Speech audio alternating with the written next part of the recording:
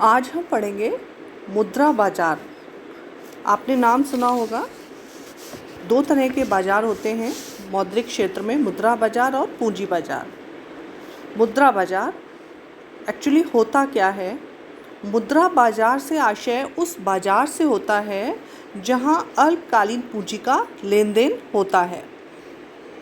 जिस प्रकार बाजार में वस्तुओं का क्रय विक्रय होता है, उसी प्रकार मुद्रा बाजार में मुद्रा का क्रय विक्रय होता है। जब वस्तुओं का क्रय विक्रय होता है तो उनका मूल्य मुद्रा में चुकाया जाता है, लेकिन जब अपन मुद्रा का लेन देन करते हैं तो क्या करते हैं? ब्याज देते हैं, उसे ही मुद्रा का मूल्य कहते हैं। अतः मुद्रा के मूल्य से तात्पर्य ऋणदाता द्वारा दिए गए ब्याजों पर मिलने वाले ब्याज की दर से होता है। जिस तरह से वस्तुओं का लेन देन मांग और पूर्ति के द्वारा होता है, वैसे ही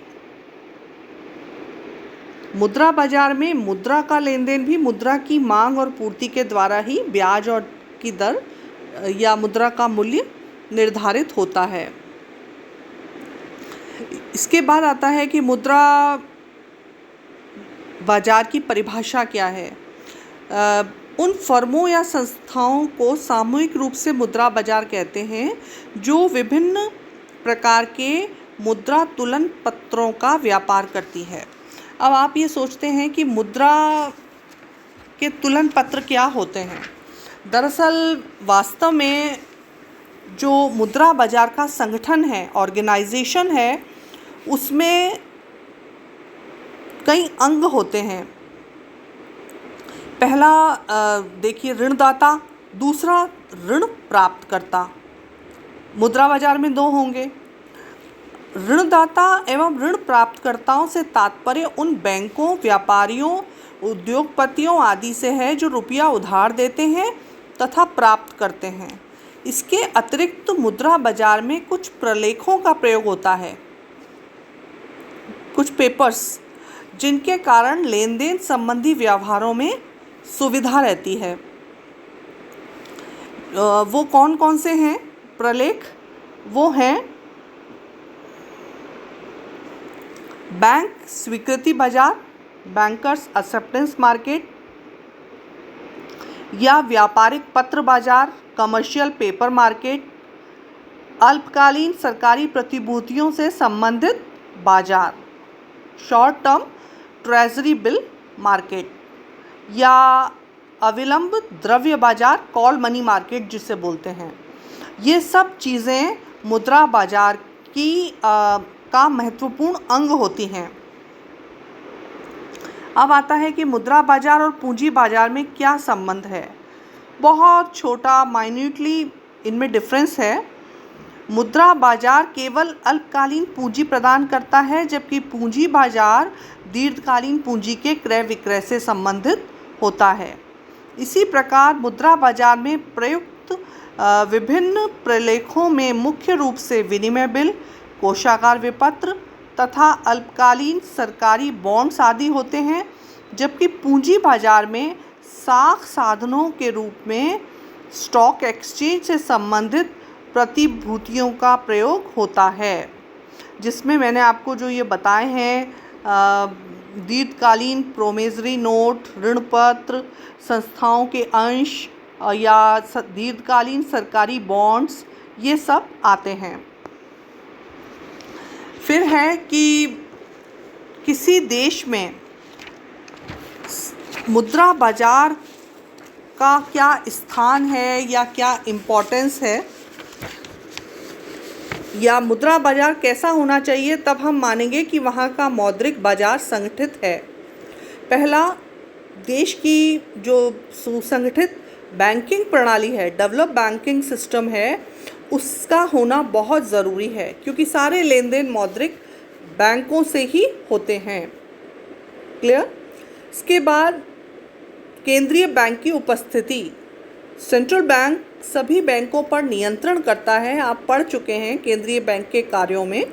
तो केंद्रीय बैंक होना बहुत ज़रूरी है, तभी वो मुद्रा बाजार के सभी अंगों में सामंजस्य बिठा सकेगा और जब आर्थिक संकट आएगा तो केंद्रीय बैंक ही अन्य बैंकों के लिए अंतिम ऋणदाता के रूप में कार्य करेगा।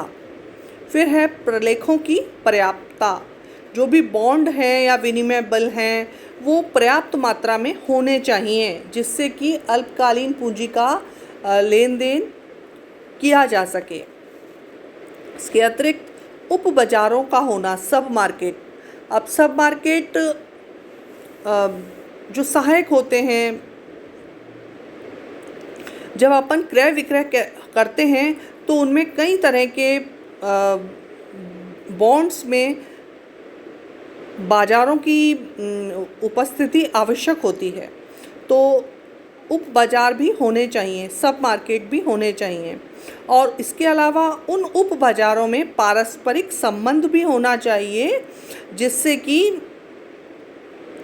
एक का जो परिवर्तन हो रहा है एक पार्ट में उसका प्रभाव दूसरे पर असर डाले। इसके अलावा सौदों में पर्याप्तता, भाई लेने देने वाले ऋणकर्ता और ऋण प्राप्तकर्ता, मध्यस्थ, ऋणदाता, ये सब होने चाहिए, तभी मुद्रा बाजार का अस्तित्व होगा।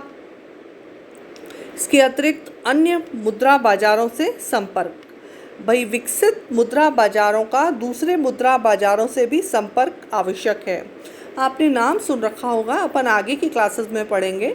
London money market, euro money market, इस तरह के मनी मार्केट जो हैं, मुद्रा बाजार हैं, वो बड़े मुद्रा बाजार हैं। बाकी सभी देशों में मुद्रा बाजार होते हैं, तो उनका आपस में कोरिलेशन, सहसंबंध होना चाहिए। इसके अलावा वित्तीय साधनों की गतिशीलता।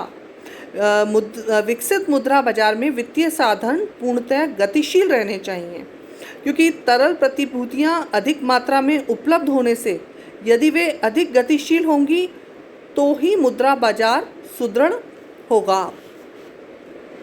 इसके अलावा लोच, समय के अनुसार सौदों, व्यवहारों आदि में पर्याप्त फ्लेक्सिबिलिटी होनी चाहिए जिससे कि क्रय विक्रय और में समय कम लग सके। इस प्रकार एक सुसंगठित मुद्रा बाजार में कई तत्व ऐसे होते हैं, कई घटक ऐसे होते हैं जो आपस में संबंधित होते हैं, और एक विकसित मुद्रा बाजार देश की आर्थिक स्थिति को बताता है कि वो कितनी सुदृढ़ है, कितनी मजबूत है, और कठिनाई के समय, मंदी या तेजी के समय वो आर्थिक उच्चावचन को सह सकती है या नहीं। क्लियर? ओके।